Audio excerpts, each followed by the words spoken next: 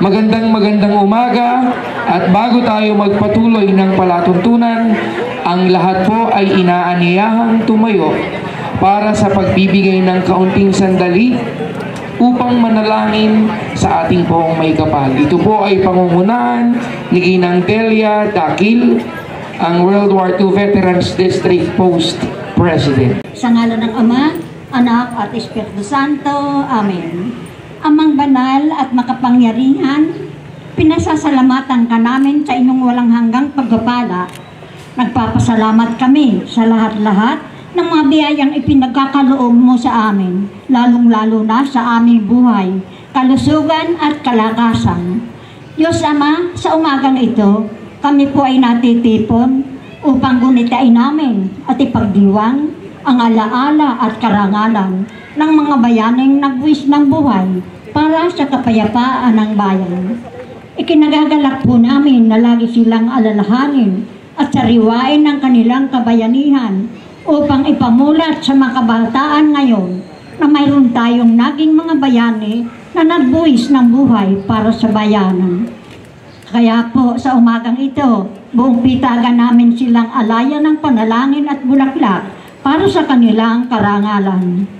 At ngayon po naman aming itinataas ang kalusugan ng aming mahal na Mayor Amante na nawalagi siyang gabayan ng banal na espiritu at maligtas sa karamdaman.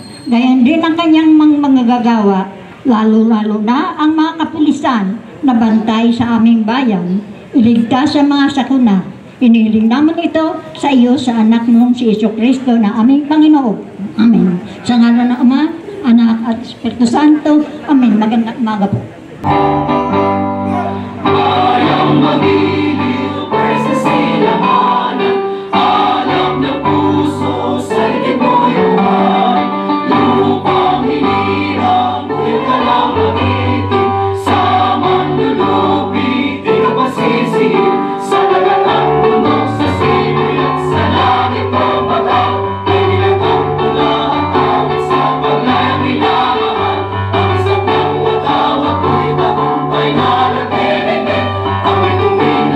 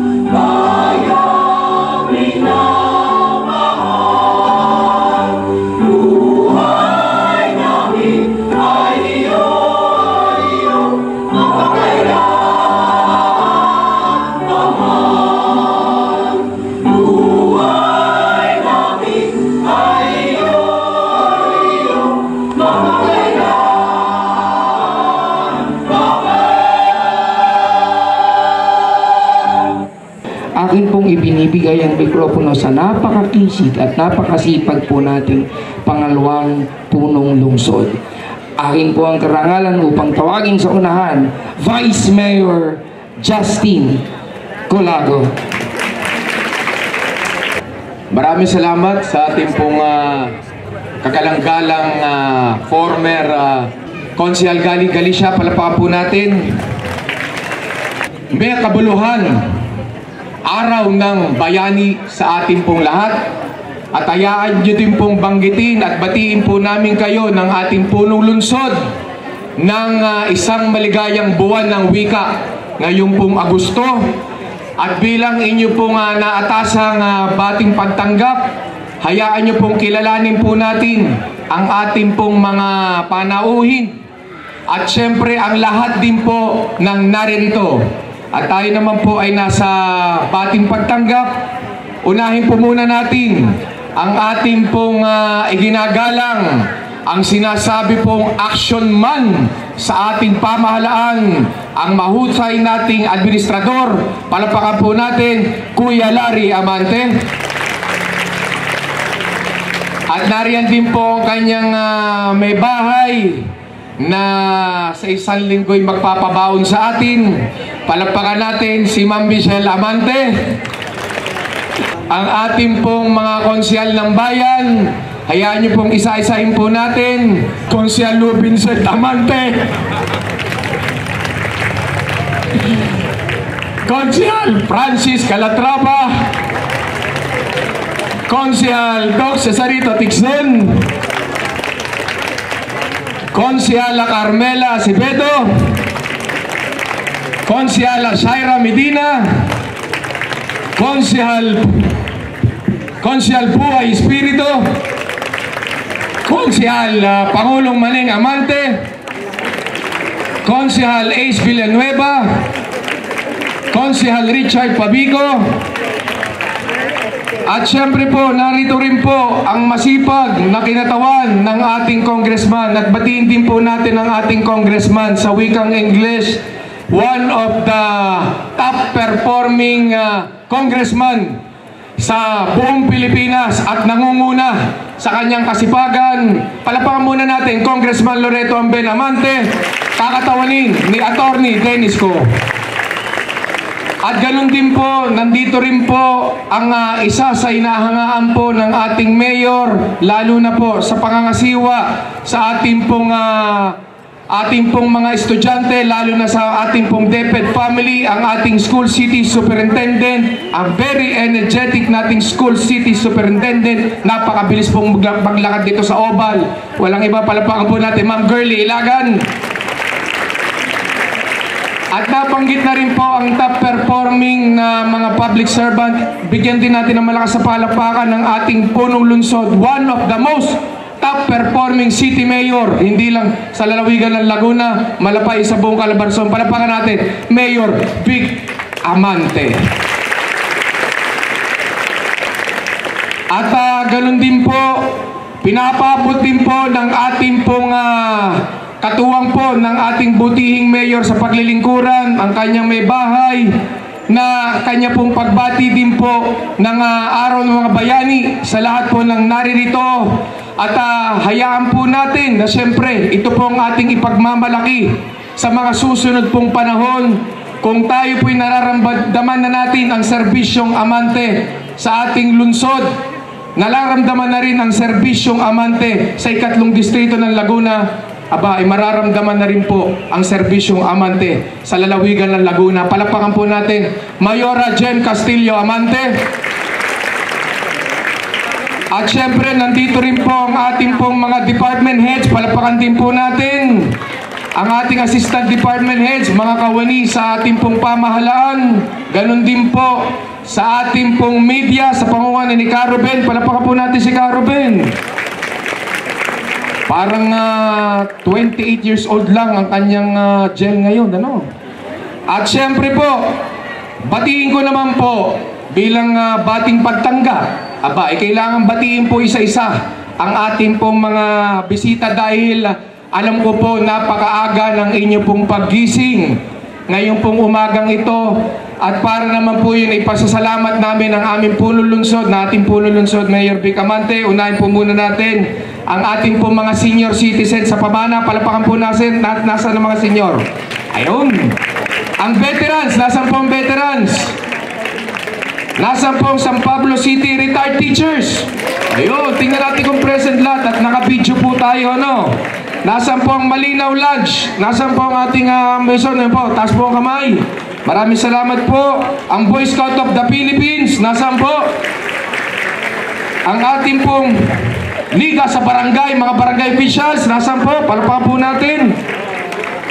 Ang Alpha Pi Omega San Pablo City Alumni, nasaan po? Ang ating pong PHMI, Police Hotline Movement, ayun. Ang ating pong DepEd family, speaking of DepEd, nagpapasalamat din po tayo sa napakagagaling ng mga kumanta ng mga choir ng San Pablo Central School. Palapakan po natin ang kanina pong umawit po sa atin. Ganon din po ang ating pong Seven Lakes Fire Volunteers. Nasaan? Ang ating San Pablo City Host Lions Club. Nasaan po? Ayun. Nasaan po ang YMCA San Pablo? Philippine Chinese Chamber of Commerce, Filipino Chinese Fire Prevention, BFP San Pablo, Alpha First Company, PSA Laguna, SPSWD, Rotary Club of San Pablo City Central, PNP San Pablo, sa pangunan nating masipag na hepe. Nasa ng ating PNP San Pablo? Ayun. Ang ating PGMP, San Pablo City Emerald Lions Club, Knights of Columbus, Rizal, nandyan din ang ating Laguna College Batch. Kitang edad dito, sasabihin ko ang edad. Batch 1981. Wala, kapapanganak ko pa lang yata noon. Sa ating pong Red Cross San Pablo, nasa ang ating Red Cross San Pablo? Saan po ang ating pong isa pa, Knight of Columbus Council 3468? Ayun. San Pablo Infinity Lions Club, Seven Lakes Lions Club, Citizen Crime Watch, nasaan? Yun. San Pablo Youth Development Council, SRB Government Employees, Lake City Lions Club, at syempre ang PLSP sa panguna ni Dr. Adahar na kailan lang ay nag-birthday. Alam mo, makakaligtas ka, no? At sa ating pong mga media, sa ating pong lahat, isa po ulit mapagpalang umaga. Ang Girl Scout of the Philippines, hindi nilagay ni Sir Paul Quadra. At syempre po, sa ating pong lahat, napakalaking bagay. Nakita ko po nga mga estudyante ng Girl Scout of the Philippines, napakalaking bagay na ating pong ginugunita. Taon-taon ang ating pong tinatawag na araw ng mga bayani o kaya naman po araw ng kalayaan. Nang sa ganon, maalaala po ng ating pong mga kabataan, ng ating pong mga estudyante, kung paano po ang sakripisyo, pagbubuwis buhay, pagbubuwis dugo at hirap ng ating pong mga dakila at tunay na mga bayani. At sa mga modernong panahon po ngayon, marami na rin po sa atin ang may mga pusong bayani. At sa panahon pong modernong mga bayani, hindi naman kinakailangan na ikaw ay sumugod sa isang digmaan o gera para maging isa kang bayani. Dito'y kailangan na may isipan ka at may puso't malasakit para maging isang tunay na bayani. At syempre, isa po at marami po tayong mga bayani na pwedeng banggitin. Tulad na lang po ng mga leader nating pananampalataya sa ating pong mga pang-edukasyon, pangkalusugan, pang-agrikultura, pangkatahimikan, at marami pa pong iba. Sa ating pong mga leader na nangunguna sa pananampalataya. Nariyan po ang ating pong mga pare sa pangunguna ng ating pong pinagmamalaking Monsignor Father Jerry Bituon, sa ating pong mga kapatid sa Iglesia ni Cristo sa pangunguna ni Ka Eduardo Manalo, sa ating pong mga kapatid sa Pastoral League, sa ating pong mga kapatid sa Muslim. Lahat po ng iba't ibang religious group ay patuloy at taimtim na nagdarasal upang siyempre po meron pa rin tayo na tayo'y ingatan ng ating Panginoon, hindi lang sa lungsod ng San Pablo, Malapay, ay sa buong mundo. Nariyan din po ang ating pong mga magsasaka, nariyan din po ang ating pong mga guro sa pang-edukasyon, nariyan din po ang ating pong mga kapulisan, barangay officials, para po mapatatili ang katahimikan ng ating komunidad. At ganun din po, nariyan din po ang mga tunay po nating mga leader na may pusong bayani. May kwento ko lang po, naalala ko lang po nung isang araw, yung pong write-up o sulat ni Ka Sandy Villarmino, na atin din pong consultant sa CIO, sa City Information Office. Maalala lang po ng ibang kabataan, alam ko ang veterans, ang senior, alam na rin po ito.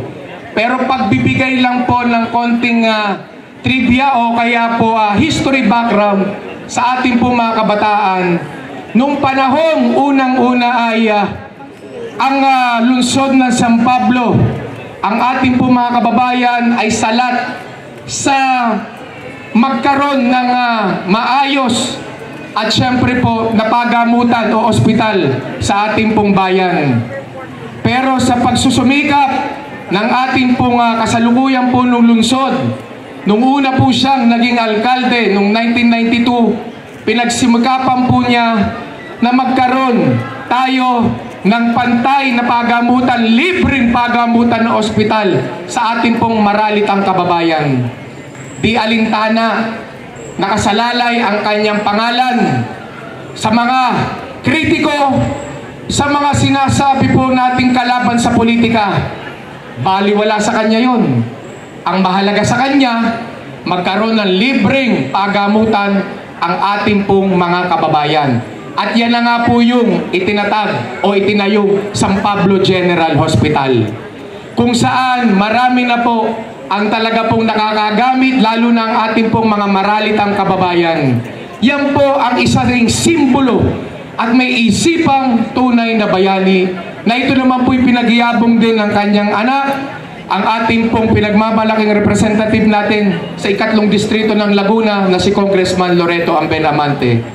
At sa ating ting pong lahat na mga manggagawa sa lahat po ng naririto, saludo po kami ng ating punong lungsod sa inyo pong walang sawang pagsasakripisyo. Mabigay lang ang magandang buhay, magandang programa, syempre maganda pong pagkakataon sa ating pong bawat pamilya. Kaya palapakan po natin ang bawat isang naririto na sinasabi po, umaasa po tayo na magiging tunay pa rin po mga bayani. At syempre po, sa lahat po ng ating mga ginagawa ngayong pong araw na ito, meron din naman po tayong mga sinasabing mga magagandang balita. Ang masasabi din po nating bayani rin ay ito pong mga nagbigay sa atin ng karangalang mga atletang Pilipino, na binibigyan po tayo ng karangalan, at ito ay inspirasyon ng ating pong mga kabataan at ng ating pong mga estudyante upang kaya rin po nilang sungkitin ang kanilang mga medalya, sungkitin ang kanilang mga pangarap para po sa kanilang pamilya. At bilang panghuli, alam ko naman po, lahat sa atin ay meron tayong kanya-kanyang idolong mga bayani. Kung kayo naman ay mapapadaan o mapapagawi sa mga ribulto ng ating pong mga iniidolong mga bayani, pag tinitiktigan niyo po ang kanilang mga mukha, tila po ba ang kanilang mga matay nakikipagtitigan din sa inyo? Hinahamon po tayong lahat kung ano pa kaya ang pwede nating mayambag sa ating inang bayan. Muli, sa ating po lahat, maligaya pong pagdadalo sa ating pong pagtitipon, at mabuhay po ang ating pong araw na ito. Mabuhay po ang ating mga dakilang mga bayani mula noon hanggang ngayon at magpakailanman. Pagpalain pa rin po tayo ng po may kapal, at pagpalain pa rin po ang minamahal nating lungsod ng San Pablo. Maraming salamat muli. Ang inyo pong malakas na palakpakan sa ating pangalawang punong lungsod, Vice Mayor Justine Colago. Ang pagkilala sa Girl Scout of the Philippines at Young Women Christian Association or YWCA. Yan, na laging namamali ang pundit na YMCA, YWCA po. Mula po sa tagapamahala ng mga paaralan sa lungsod ng San Pablo, akin po ang karangalan upang tawagin si Binibining Girlie M. Ilagan ng Department of Education. Salamat po, Sir Gali. Bagamat nabati na po ng ating Vice Mayor ang mga kasama natin, pero bayaan nyo rin po batiin ko rin ang ating City Administrator, Sir Larry, kanyang may bahay si Ma'am Michelle. Ang ating Vice Mayor po, Vice Mayor Justine, ang representative po ng ating Congressman sa attorney ko, sa lahat ng mga kasama po natin ngayong araw na ito, isang mainit at sabi nga po ay blessed Monday, kahit holiday, naririto tayo at magkakasama. Ang pagdiriwang po ito ay sinasabi nating pagdiriwang para sa araw ng mga bayani. Pero tandaan po natin ang salitang bayani. Ibig sabihin, ang mga naunang nagbuwis ng buhay para sa bayan, kagaya ng sinabi kanina, marami tayong mga bayani. Nagbigay sila ng buhay para sa bayan. Pero lahat tayong naririto ngayong araw na ito, from the word bayani, tayo ang nag-aani ng lahat ng pinaghirapan nila para makamit natin ang kalayaan. Balikan po natin ang isang katangian ng isang bayani. Nung una, base sa ating pong kasaysayan, ang mga bayani ay nagbuwis ng buhay para magbigay ng solusyon sa mga problema na mayroon tayo sa lipunan. Kanina, sabi na attorney ko, ayaw naming tumayo sa unahan kasi baka daw magkaroon ng recitation at tanungin ko kung ilan ang bayani ng Pilipinas na nagbuwis ng buhay para makamtam natin ang ating kalayaang tinatamasa. Gusto kong tanungin ang mga tiga-DepEd na kasama ko ngayong araw na ito, mga school heads. Pero alam kong naituro natin ito at marami sila, hindi ko iisa-isahin. Ano po ang logic kung pinakit ko tinatanong kung ilan at sino-sino sila? Kung matatandaan po ninyo, sa ibang bansa, lalo na sa bansang Japan, napakahalaga po na gunitain ang kasaysayan sapagkat sa kanila, anumang pinagdaanan ng kanilang bansa, hindi na nila babalikan kung ito'y paghihirap o kahit anumang kritikal na kondisyon. Sa bansang Pilipinas, sana po hindi tayo naririto lang at magkakasama dahil araw ng mga bayani. Kahit sino po sa atin, ang isang karakteristik ng isang bayani ay kahit isang ordinaryong individual na handang magbigay ng solusyon sa anumang problema. Kami sa Kagawaran ng Edukasyon, sabi nga po kanina, lahat ng teachers ay bayani sapagkat unti-unti namin binibigyan ang solusyon pagdating sa literacy. Ang local government officials ay may tuturing din po nating mga bayani sapagkat sila po ang mga tao na nagbibigay ng solusyon sa mga pangangailangan ng bawat isang mamamayan. Ano man ang uniformeng suot po natin ngayong araw na ito, kahit mga pulis, ang kanilang binibigay na solusyon ay kapayapaan at ma-ensure ang peace and order ng ating bansa. Tayong mga mag-aaral, lalo na yung mga naririto na youth, sana hindi lang natin isang tabi na kapag bayani, kailangan ko bang magbuwis ng buhay? Pero sabi ko nga kanina, mawawala lang lahat po yun kung ang bawat ibinuwis na paghihirap at buhay kapag tayo natamasa na natin ang anumang freedom, kalayaan, tandaan nyo po, ang dami nating karapatan bilang mga Pilipino. May karapatan tayong mabuhay, karapatang mabuhay ng maayos, pero minsan ang nawawala na sa atin ay disiplin. Sana lang, sabi ko po, yung disiplina na lahat ng meron tayo ngayon, kahit simpleng pagtatapon ng basura, sabi ko, yung mga teachers na tiga Girl Scout, retired teachers, tumatango. Di ba ma'am, pag nasa ibang bansa tayo, ayaw natin magtapon ng basura, isinisiksik sa bag. Diba? Pero pag nasa Pilipinas, pag nasa sarili tayong bansa, parang hirap na hirap tayong sumunod sa batas.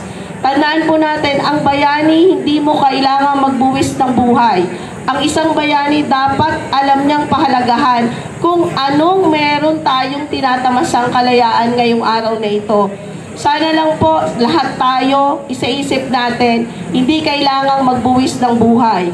Hindi tayo matatapos lahat ng paghihirap na meron tayo dahil bahagi yan ng buhay. Pero tayo, bilang mga bayani, lahat po tayo ay bayani regardless of the position, regardless kung anong posisyon or status ng buhay meron tayo. Kung ituturing natin lahat ang sarili natin ay bayani, makakamtam natin yung freedom, yung maalwa na buhay na yung ambisyon natin, sabi nga, yung ambition 2025, na lahat tayo ay may masagana at maayos na buhay, hindi mawawala. Sa Department of Education, patuloy po kami tataya, ilalaban na ang bawat mag-aaral ay magiging bayani, magiging isa siyang solusyon at makakatulong upang lahat po tayo maging maayos ang buhay. Muli po, palakpakan natin lahat ang sarili natin dahil tayo, sabihin natin, tayo dapat ay taglay ang katangian ng isang bayani. Hindi kailangan magbuwis ng buhay dahil ang bayani gagawa ng solusyon sa lahat ng problema, sa lipunan, sa bahay, at sa anumang organisasyon. Muli po, isa pong mainit at masayang pagdiriwang po ng araw ng mga bayani ngayong araw na ito. Sa ngalan po ng ating pong minamahal na unang ginang ng lungsod, Mayora Jan Castillo, akin po ang karangalan na ipahatid po sa inyo ang kanyang mensahe para po sa natatanging araw na ito na pagdiriwang ng araw ng mga bayani sa ating bansa. Humihingi po siya ng paumanhin na hindi nyo aktual na makakadaupang palad sa araw na ito dahil po sa hindi maiiwasang biglaang kadahilanan po. Ganun pa man po ay inatasan po niya ang inyong lingkod para po maipahatid po sa inyo ang kanyang mensahe. So pakinggan po natin. Isang maganda at dakilang araw po ng mga bayani sa ating lahat.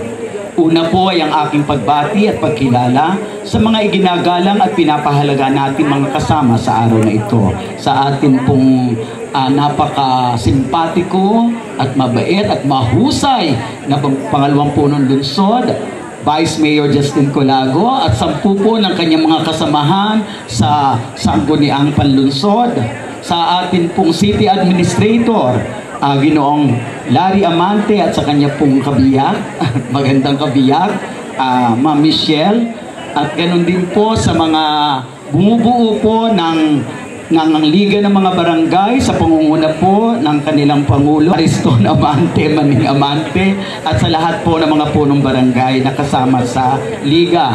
At sa lahat po ng mga department heads na narito ngayon at mga kawani ng pamahalaan, hindi ko na po isaya, at sa lahat po ng mga civic organizations, mga NGOs, at sa lahat po at mga ahensya, iba't ibang ahensya ng national at local governments na represented po sa araw na ito, at sa iba pa po, ay ang kanya pong malugod na pagbati. So ito po ang binubuod ng kanyang mensahe.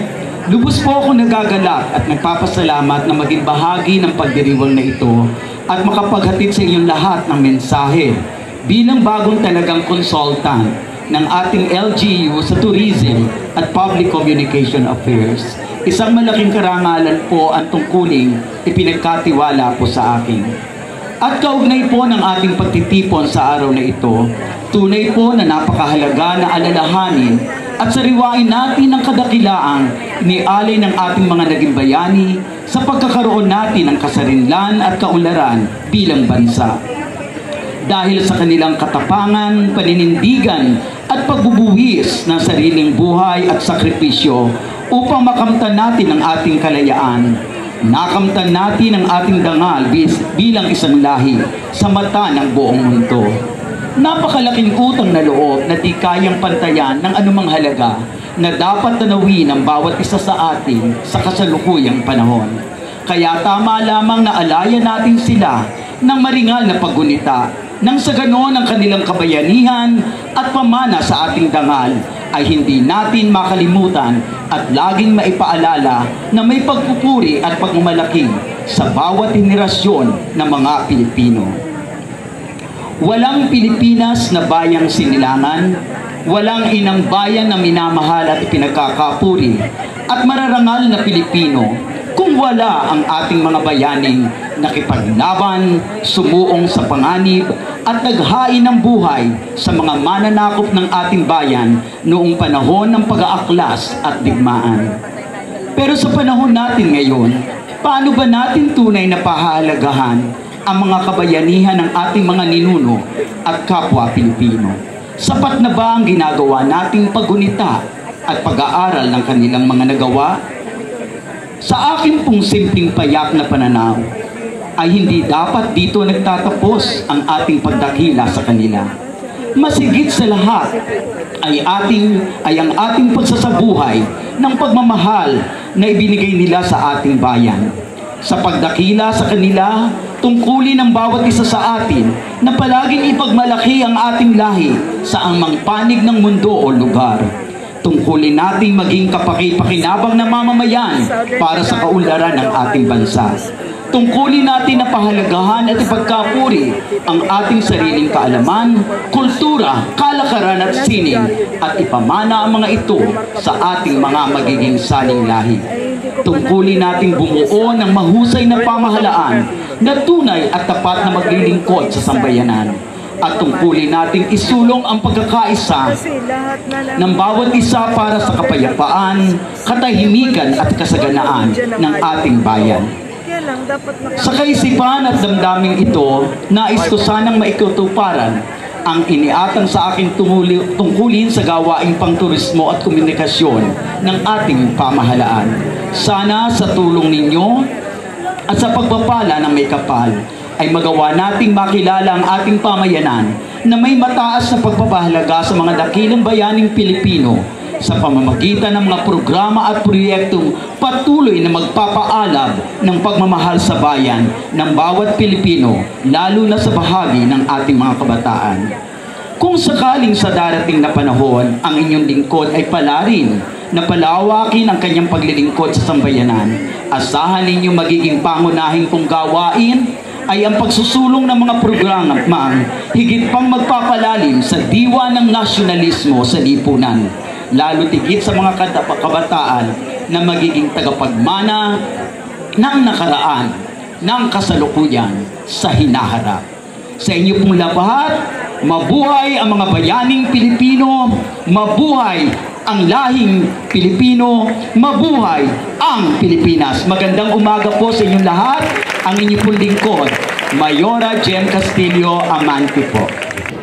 Magandang umaga po sa inyong lahat, lalong-lalo na sa mga kawani ng pamahalaan ng lungsod ng San Pablo, sa pangunguna ng ating ama ng lungsod, kagalang-galang punong lungsod, Vicente Amante, sa ating bumubuo ng Sangguniang Panlungsod, sa pangunguna ng ating ikalawang punong lungsod, kagalang-galang Justin Colago, sa aking mga mahal na department heads, assistant department heads, at iba pang kawani na pamahalaan ng lungsod, sa pangunguna ni City Administrator kagalang-galang Larry Amante, at sa ating iba't ibang tanggapan, kumpanya, samahan, organisasyon na narito ngayon upang makibahagi sa pag-alala sa ating mga bayani ng bansa. Ako po ay nagagalak at nagpapasalamat na maimbitahan sa okasyong ito sapagkat napakahalaga na ating ugaliing gunitain ang araw ng mga bayani, lalo na sa mga panahong ito. Sa kabila ng matinding pagsubok o o kahirapan ng kanilang sitwasyon noon, ay walang alinlangan silang nagsakripisyo para sa bayan at nag-alay ng buhay para sa bansang Pilipinas. Sa ating makabagong panahon, huwag nating kalilimutan na pairalin ang ating pagkamakabayan at nasyonalismo na ipinamalas ng ating mga bayani ng bansa, dahil ito naman ang sumasalamin sa tunay na katangian at pagkatao ng mga Pilipino. Alam nating lahat na ipinaglaban ng ating mga bayani ang ating kalayaan at kasarinlan, kung kaya't huwag nating itong sayangin o ipamigay, bagkus ay palakasin at pag-ibayuhin unang-una na sa larangan ng diplomasya. Ako po ay naniniwala na hindi lamang sa paggamit ng karahasan o puwersang sandatahan, maipaglalaban o mabibigyan ng kaukulang proteksyon ang ating karapatang pantao at kasarinlan ayon sa diwa at layunin makamit ang world peace. Ngayon po, pilitin nating isabuhay ang kanilang naging pamamaraan ng pakikipaglaban upang makamit ang kasarinlan ng bansang Pilipinas. Ngunit sa panahong ito ay ang ating pakikipaglaban sa anumang bumabalakid sa atin o suliranin at sa pagiging matatag sa hamon ng buhay. Huwag ninyong kalilimutan na bukas ang aking tanggapan anumang oras upang kayo ay damayan at tulungan at magkasama tayong lumutas ng anumang dalahin ninyo sa inyong buhay.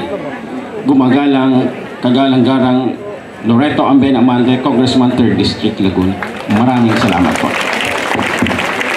Congressman Loreto S. Amande sa pamamagitan ni Attorney Dennis Co, palakpakan po natin. At ngayon naman, syempre po, ay gagawin na po natin, dadako na tayo sa pangalawang bahagi ng ating pong palatuntunan, ang pag-aalay ng mga bulaklak.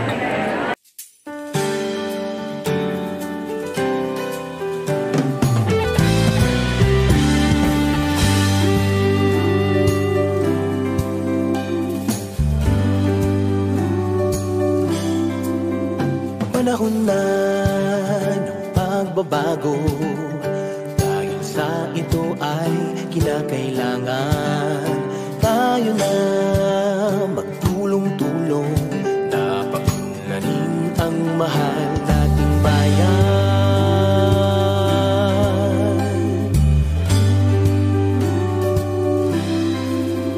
Panahon na pagbabago, ay iayos ang mga dapat ayusin. Dapat lang